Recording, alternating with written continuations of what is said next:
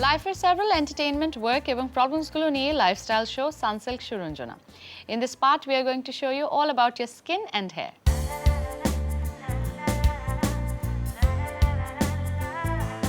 Glamour is about feeling good in your own skin. So skin care নিয়ে এবার আপনাদের জন্য থাকছে কিছু expert tips.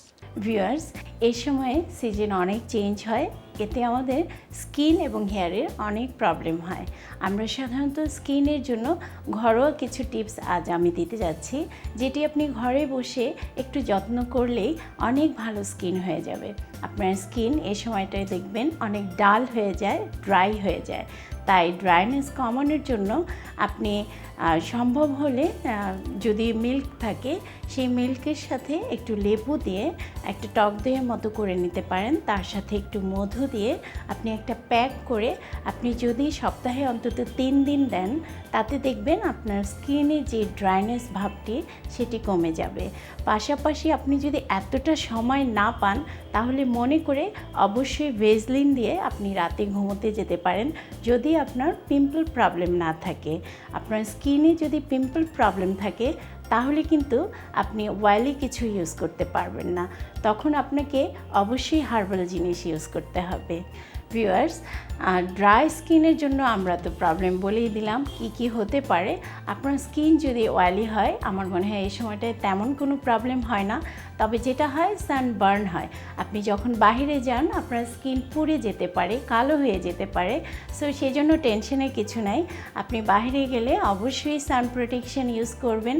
তা না হলে আপনি যেটা করবেন, খুব যদি মনে হয় কালচে ভাব চলে এসছে, এখন কিন্তু টমেটো খুব ভালো পাওয়া যায় এবং এটা খেতেও খুব মজা, আর স্কিনের জন্য তো খুবই ভালো।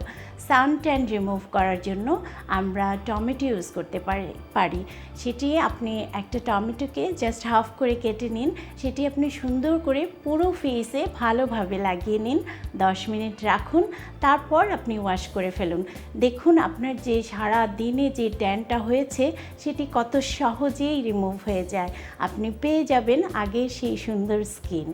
তারপর আপনার স্কিন যখন ব্রাইট মনে হবে, আপনি একটা প্যাক ইউজ করতে পারেন। ময়দার সাথে আপনি একটু দুধ আর একটু কলা মিক্স করে সেটি যদি আপনি প্যাক আকারে ইউজ করেন, তাতে দেখবেন আপনার স্কিন সবসময় একটা অয়েলি ভাব হয়ে যাবে।